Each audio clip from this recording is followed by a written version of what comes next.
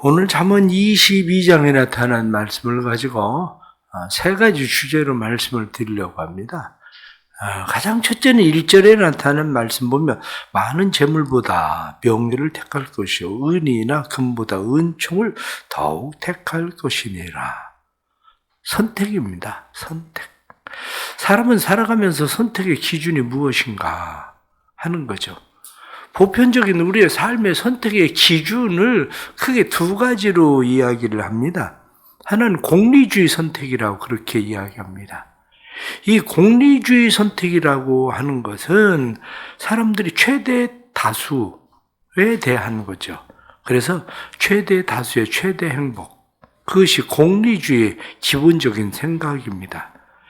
이 공리주의는 최대 다수의 최대 행복, 그래서 윤리주의라고 이야기하기도 합니다. 더 많은 사람들이 행복하게 만드는 그런 윤리주의.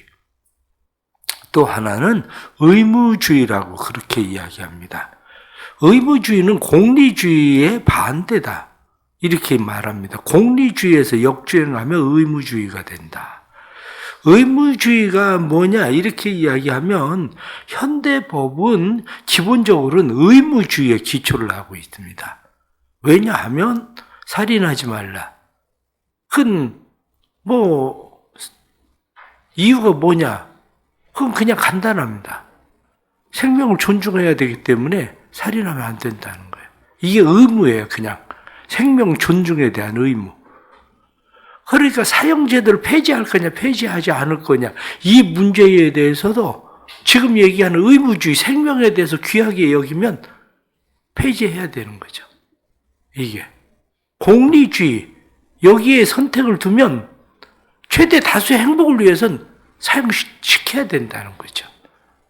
이 서로가 역으로 서로 반대 방향으로 가는 그러한 경향입니다. 의무주의에서 살인이라고 얘기하는 것은 단순한 살인이 아닙니다. 살인만을 이야기하는 것이 아니라 조그마한 사업장에도 생명에 대한 보호 안전장치를 해야 된다는 거죠. 예를 들어서 그 일 때문에 100억을 손해를 봐도 그래도 안전장치를 해야 된다는 겁니다. 공장을 한 달이고 두 달이고 멈춰서라도 안전을 지켜야 된다는 거죠. 그러니까 비행기가 갔다가 사람 한 사람 생명을 살리기 위해서 비행기가 모든 기름 다 쏟아내고 그 사람들의 모든 일정 다 취소하고 돌아오는 이유가 어디 있습니까? 그 이유는 의무주의예요. 생명에 대한 귀중성. 이런 거죠. 그러나 사람이 항상 공리주의와 의무주의로만 살지는 않는다는 거예요. 왜냐, 그 가장 밑바탕에 깔려 있는 것이 있는데, 가장 밑바탕에 깔려 있는 것이 뭐냐면 실용주의라는 거예요. 실용주의가 가장 밑바탕에 깔려 있어서 실용주의 위에 공리주의냐 실용주의 위에 지금 얘기하는 의무주의냐, 이게 왔다 갔다 사람마다 왔다 갔다 하고 상황과 환경에 따라서 왔다 갔다 하고 그렇게 되는 거죠. 그러니까 상황에 따라서 모든 사람은 실용주의도 아니고 모든 사람은 공리주의도 아니고 의무주의도 아니라는 거예요. 사실은 따지고 보면 실용주의에서 사람들은 왔다 갔다 하는 거지. 자기의 유익하게, 자기의 편리하게 선택하는 거지. 그래서 우리가 어떤 물건에 대해서 선택을 하면 어떻습니까? 그 물건에 대해서 선택을 할 때 선택하는 기준이 각각 다르잖아요. 이 선택하는 기준에 대해서 사람들은 이 물건이 품질이 실용성이 있나? 이게 정말 쓰기에 편리한가? 아니면 품질성에 대해서 이게 한번 사면 오래 가지고 있을 수 있나? 아니면 이 물건이 정말 그 가치가 있나? 이런 것을 따지고 선택을 하는 것처럼 어떤 사람은 당장 편리하니까 우선 써야 되니까 사야 되는 것처럼 사람들은 기준은 각각 다 다르다는 거죠. 그러나 성경이 말씀하고 있는 것은 우리가 가지고 있는 그 기준이 뭐냐가 아니라 그 목표가 뭐냐라는 거야. 선택의 목표가 뭐냐? 선택의 이유가 뭐냐? 이런 거죠. 선택의 이유와 목표에 대해서 오늘 1절 말씀을 보면 뭐라고 되어 있냐면 많은 재물보다 명예를 택하라. 재물이 아니다. 재물보다 명예가 낫다. 은이나 금, 그것보다도, 그런 명예보다도 더 귀중한 것은 은총을 더욱 선택해라. 자, 그런데 오늘 말씀에 나타나는 1절 말씀 보면 많은 재물보다 명예를 택할 것이요. 여기 택할 것 이렇게 말씀하고 있습니다. 그런데 이건 바하르라고 되어 있습니다. 바하르. 바하르? 그러면 이건 선택이에요. 그런데 그 뒤에 나오는 은총을 더욱 택할 것이니라. 여기서 택하라 이렇게 되어 있는데 택하다는 토브라고 되어 있습니다. 그게 더 좋은 거다. 이렇게. 그건 좋은 거다. 토부한 거다. 무슨 이야기입니까? 결국 재물, 명예, 은총. 그런데 이 답을 어디 성경은 오늘 뭐라고 얘기하느냐? 4절 말씀을 보면 겸손과 여호와를 경외하며 보상은 재물과 영광과 생명이니라. 목표가 뭐냐? 돈이 아니야. 목표가 뭐냐? 목표는 명예가 아니야. 영광이 아니야. 목표가 뭐냐? 이렇게 이야기할 때 목표는 여호와를 경외함이야. 이렇게 성경이 말씀하고 있는 거죠. 자, 그러면 이 말씀을 좀 더 우리가 실용적으로 생각을 해 보십시오. 내가 사장입니다. 내가 사장인데 내가 돈을 선택했어요. 그러면 내 직원들은 어떤 사람들입니까? 나한테 돈을 벌어줘야 되는 사람인 거죠. 나한테 돈을 벌어줘야 되는 사람이니까 같이 밥 먹으러 가요. 같이 밥 먹으러 가서 왜 내 돈 씁니까? 내가 사장인데? 니네가 나 돈 벌어주는 사람인데 니네가 밥값 내야지. 그러니까 난 내 밥값만 낼 테니까 니네가 알아서 밥값 내. 이렇게 되는 거죠. 이건 재물 택한 거야. 재물. 그런데 난 사장이야. 그래도 사장이라고 하는 사람이 단지 사장이라고 하는 것만이 아니라 여기 성경에 말하는 명예는 이름이에요. 이름. 이름값을 해야죠. 아니, 사장이 다른 사람들, 아니, 내 직원들 먹여 살리는 사람이 사장인데, 아, 그래. 나 때문에 너네가 더 잘 먹고 더 잘 살면 좋은 일이지. 그래? 아니, 내가 밥값 내야지, 당연히. 내가 너네 먹여 살리는 사람인데, 너네 부자 되게 만들어준 사람이 나인데, 왜 내가 너네 돈을 뺏겠어? 아니, 그 정도 돈 낼 만큼 돼. 그게 명예예요. 그러면 우리 사장 확실히 달라. 우리 사장은 참 이름값 해. 이렇게 되는 거죠. 그 중에 과장이, 사장님, 오늘은 제가 내겠습니다. 그럼 과장이 내요. 밥값을. 그럼 과장이 이름값 하는 거예요. 그러니까 우리는 살아가면서 지금 돈, 재물을 선택하고 사는 건지 아니면 이름값 하고 사는 건지 둘 중에 하나란 말이죠. 기본적으로는.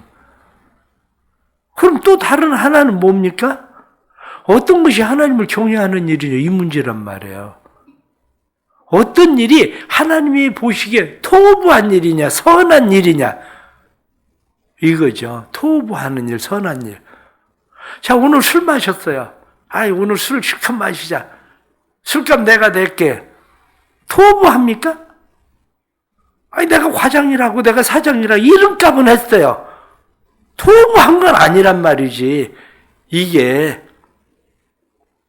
바로 그 얘기하고 있는 거예요. 나는 오늘 선택하고 살아가는 일에 내가 이름값 하고 살기 위해서 사는 건지 하나님이 보시기에 토부한 건지 선한 건지 하나님을 경외하는 건지 선택의 기준이 뭐냐?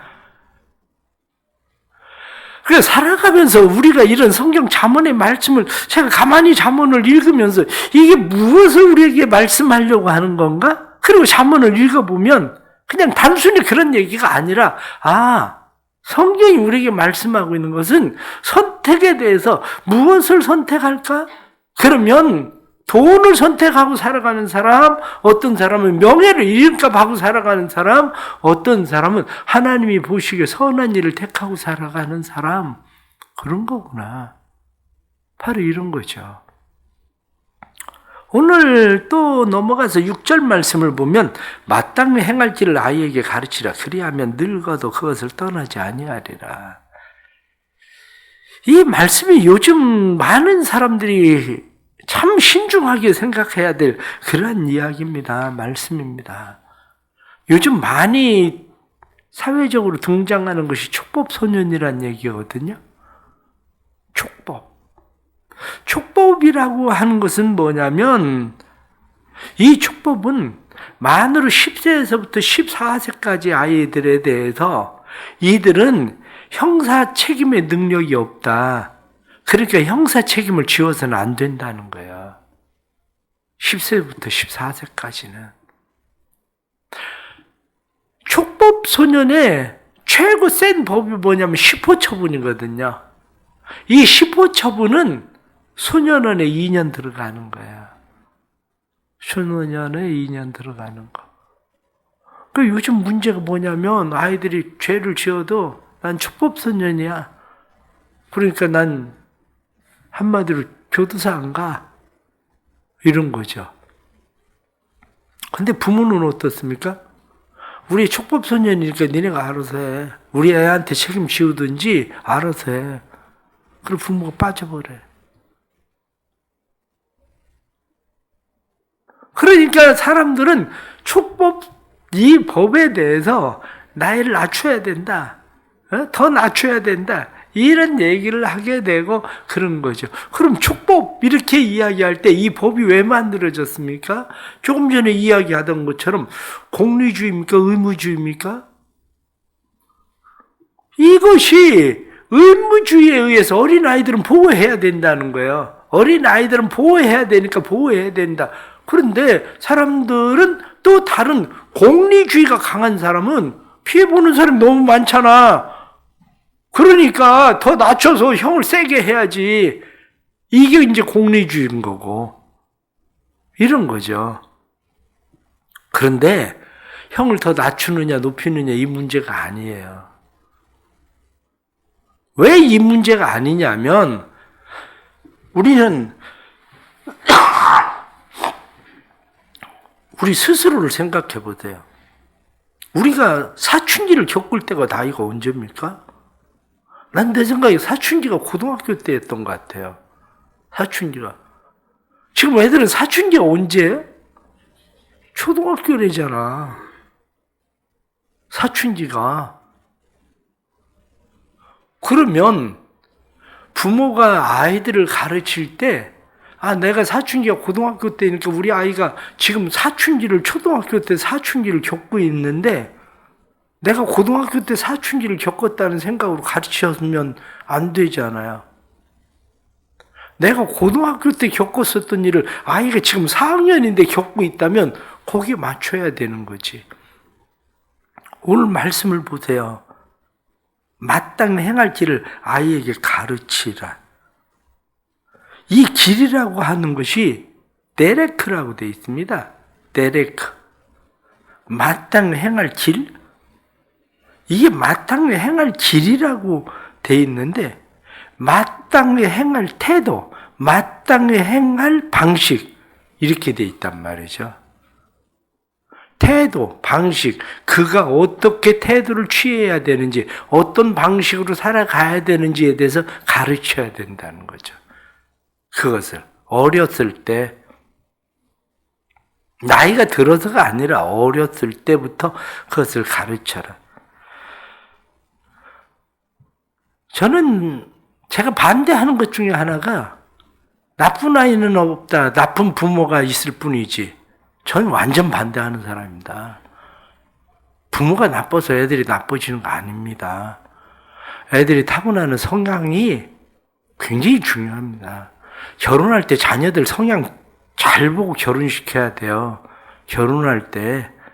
왜냐? 판사 되고 의사 되고 막 소용없습니다. 그가 가지고 있는 인생의 성향이에요. 그래서 어쩌라고 이렇게 얘기하는 성향을 가지고 있는 사람은요, 평생 그렇게 삽니다. 무슨 짓을 해도 그래서 어쩌라고. 높아지면 높아질수록 잘 되면 잘 될수록 그래서 어쩌라고 이러고 살아갑니다. 그런데 태도를 죄송합니다. 제가 실수했습니다. 제가 잘못했습니다. 그 성향을 가지고 있는 사람은 아무리 올라가도 아무리 소유해도 제가 실수한 겁니다. 제가 잘못한 겁니다. 그리고 살아갑니다. 가르침 중요합니다. 그런데 태도입니다. 이 태도 한마디로 자녀들에게 무엇을 가르치려고 하는 게 아니라 무엇을 받아들일까를 태도를 가르쳐야 됩니다.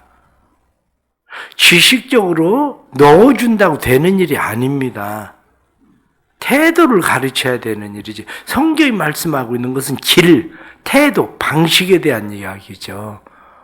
그런데 우리는 그게 아니라 그것을 우리는 우리의 자녀들에게 태도를 가르치려고 하는 것보다 지식을 자꾸 너무 많이 가르치는 거죠. 지식. 애들 때리면 안 되는 줄 모릅니까? 가르치잖아요. 애들이 몰라서 때립니까? 아니에요. 태도의 문제지. 그렇다면 우리가 해야 되는 그러한 일들에 대해서 성경은 뭐라고 말씀합니까? 성경이 태도에 대해서 가르치는 일에 대해서 결과에 대해서 분명히 가르쳐야 태도가 나옵니다. 오늘 말씀을 우리가 몇 군데 그냥 쉽게 생각하면 이런 겁니다. 14절 말씀을 보면 음녀의 입은 깊은 함정이라 여호와의 노를 당한 자는 거기 빠지리라. 음녀 나오잖아요. 깊은 함정. 여기에 함정이라고 말이 나오는데 이 함정이라고 하는 것이 앞에서 5절 말씀을 보면 패역한 자의 길에는 가시와 올무, 이 바로 올무, 이게 함정입니다. 덧, 함정. 그러니까 이게 어떤 사람들에게 있느냐 이렇게 이야기할 때 이것을 8절 말씀을 보면 악을 뿌리는 자는 재앙을 거두고, 성경 말씀을 보면 악을 뿌리는 사람은 재앙을 거둔다. 이게 결과죠.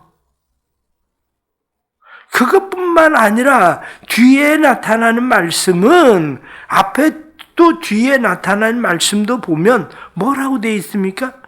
여기 말씀에 26절 말씀, 너는 사람과 더불어 손을 잡지 말며 남의 빛에 보증을 서지 마라. 결과에 대한 이야기입니다. 결과. 마침내는 내가 누군 침상도 빼앗길 거다. 결과를 가르치라는 거죠. 결과가 나와야 태도가 나옵니다. 우리는 결과에 대해서 가르치지를 않고 태도만 가르치려고 하는 거죠. 그러기에 오늘 주시는 이런 말씀을 보면 성경 말씀은 우리에게 무엇을 이야기하고 있느냐? 15절 말씀을 보니까 아이의 마음에는 미련한 것이 얽혔으나 징계하는 채찍이 이를 멀리 쫓아내느니라. 징계하는 채찍이 뭡니까? 어렸을 때 그 결과를 습득하게 하라는 거야. 어렸을 때. 그것을 채찍 매를 대느냐 아니냐의 문제가 아니라 어렸을 때 결과를 습득하게 하는 거. 아이에게 이야기합니다. 게임하지 마. 아무리 게임하지 말라고 잔소리하면 애가 말 듣습니까? 결과가 있어야지. 그런데 집에서 해보세요. 옛날에 막 애들 게임하면 집에서 엄마가 키보드 가지고 나가잖아요. 나갈 때. 애가 그것을 습득하면 아이는 하라는 시간만에, 왜? 다음에 나갈 때 엄마가 게임기 키보드 가져가고 아예 컴퓨터 그냥 내버려버리고 그러니까 아이는 결과를 습득합니다. 삶의 중요한 결과를 습득하게 해야 된다는 거예요. 게으름의 결과가 뭐냐? 나쁜 돈을 버는 결과가 뭐냐? 이라는 거죠. 예를 들면 이렇게 생각을 해보세요. 사람들이 교회에서 뭐 선교회 이런 데들 재정 감사 맡으라. 그리고 얘기하면 재정 감사, 아니 우리 돈 왜 우리가 회비내고 왜 교회에서 그거 간섭하냐? 그런 사람들이 있습니다. 그렇게 말할 수도 있어요. 근데 그렇게 말하는 사람은 내가 재정 감사 안 해도 빤합니다. 왜? 지네끼리 다 먹어치웠어. 회비 걷어서 다른 사람 회비도 안 내는데 왜 우리가 그 사람 생일까지 챙기냐고. 안 챙기지. 자기네들끼리 회비 내서. 그럼 뭐 회비 걷어. 그냥 돌아가면 밥 한 번씩 사고 그냥 먹고 놀지. 그렇잖아요? 선교회 회비를 내는 거는 회원들을 돌보고 선교를 하기 위해서 쓰고 먹지 말란 얘기가 아니라. 근데 왜 감사하냐? 그건 그렇게 잘 쓰는 사람들은 그런 얘기 안 해요. 그런데 꼭 그거 자기네들끼리 다 먹어 치운 사람들은 그거 왜 감사하냐? 왜 그 교회에서 간섭하냐? 자기 회비 안 낸 거 다 나오거든. 그러니까 그거 왜 교회에서 간섭하냐? 그 소리 하는 거예요. 안 봐도 다 알지 우리는. 집에서 가계부를 잘 쓰는 사람이 남편한테 가계부를 못 보여줄 이유가 어디 있어요? 가계부를 보여줘야 남편이 아이고 너무 모질라네. 내가 돈 더 벌어야 되겠네. 야간 수당이라도 벌어서 갖다 줘야 되겠네. 그 소리 하지. 근데 무슨 한마디로 가계부를 보자고 그러냐고. 안 봐도 뻔해요. 안 봐도. 삶이라는 게 그런 거예요. 삶의 결과가 뭐냐? 결과가 드러나잖아요. 결과가. 그런데 그것을 가르치지 않으면 어렸을 때 제대로 가르치는 게 아니라는 거죠. 지식을 넣어준다고 해서 되는 게 아니고 거기에 대한 결과가 무엇인가를 가르치려면 태도를 가르쳐야 된다는 거예요. 태도를. 그렇습니다. 오늘 주시는 말씀 보면 토마스 아퀴나스도 그런 이야기를 합니다. 사람은 선이나 악, 선도 그렇고 악도 그렇고 우리의 마음에 들어오고 머리에 생각하고 행동으로 옮긴다. 그런데 선이나 악도 보고 배운다. 이렇게 얘기합니다. 오늘 성경에 나타난 말씀도 우리에게 그 말씀을 해주고 있습니다. 너는 귀를 기울여 지혜 있는 자의 말씀을 들으며 내 지식에 마음을 두라. 말씀을 보니까 내가 진리의 확실한 말씀을 깨닫고 그것을 너에게 보낸 자에게 진리의 말씀으로 회답해라. 그렇게 말씀합니다. 25절 말씀 보니까 그의 행위를 본받아 내 영혼을 올무에 빠뜨릴까 두려움이라. 누구의 행위를 본받습니까? 위에 24절에 나오는 노를 품고 살아가는 사람, 부은을 바라는 사람 자꾸 보면 본받는다는 거예요. 그게. 결론적으로 말씀을 드리면 오늘 22장의 말씀 속에서 많은 말씀들을 이야기하고 있지만 선택의 기준이 뭐냐? 우리 자녀들이 무엇을 선택할 수 있도록 가르칠 거냐? 그러려면 선택의 결과가 무엇인가를 알려주고 그것을 습득하게 하는, 그래서 태도를 바꿀 수 있도록 가르쳐야 된다는 거야. 오늘도 또 살아가면서 하나님의 말씀이 우리의 삶에 또 귀중한 말씀되어서 우리의 삶에 이 보상, 4절 말씀에 이어 겸손과 여호와를 경외하며 보상은, 이 보상 에케브 결과라고 돼 있어요. 보상은 결과를 잘 또 우리가 깨닫고 가르치는 삶이 있기를 축복합니다. 기도하겠습니다. 하나님 아버지 감사합니다. 연약하고 부족한 우리에게 은혜 주셔서 오늘도 말씀을 배우게 하시니 감사합니다. 세상 살아가면서 우리가 선택해야 되는 일들은 세상의 돈도 아니고 명예도 아니고 하나님이 보시기에 선한 하나님을 경외하는 일이어야 한다는 것을 다시 깨닫습니다. 우리 자녀들에게 가르쳐야 되는 것도 지식이 아니라 우리의 자녀들의 태도를 가르쳐야 되고, 뿐만 아니라 그들의 태도가 어떤 결과를 가져오는지를 가르쳐서 우리의 자녀들이 어렸을 때 그것을 배우고 늙어서도 떠나지 않는 하나님의 말씀 앞에 선택을 바로 할 줄 아는 태도의 삶을 살아가도록 잘 가르칠 수 있도록 도와주옵소서. 주님의 교회가 은혜 가운데 든든히 서고 주님의 교회가 또 하나님의 나라 위하여 바르게 행할 수 있는 토부하는 교회 되게 하여 주셔서 또 24년 준비하고 계획하는 모든 일들 속에 바른 선택, 하나님이 보시기에 좋은 선택, 선한 선택이 우리 교회 안에 일어나도록 도와주옵소서. 육신의 질병으로 고난당하는 성도들에게 은혜를 주시고 허민 형제를 위시로 한 모든 자들에게 하나님 강하고 강건함으로 성령의 치료하심으로 깨끗이 치료해 주셔서 하나님의 은혜의 치료하심 회복을 보게 하여 주옵소서. 경제적으로 힘들고 어려운 성도들에게 지혜를 주시고 부당한 이익이 아니라 하나님 앞에 바른 선한 이익을 취할 줄 아는 자들 되게 하여 주셔서 하나님의 은총이 떠나지 않는 사람들이 되도록 만들어 주옵소서. 오늘 하루도 주님 앞에 우리의 삶을 맡깁니다. 온전히 책임져 주시고 인도해 주옵소서. 예수님의 이름으로 기도드리옵나이다. 아멘.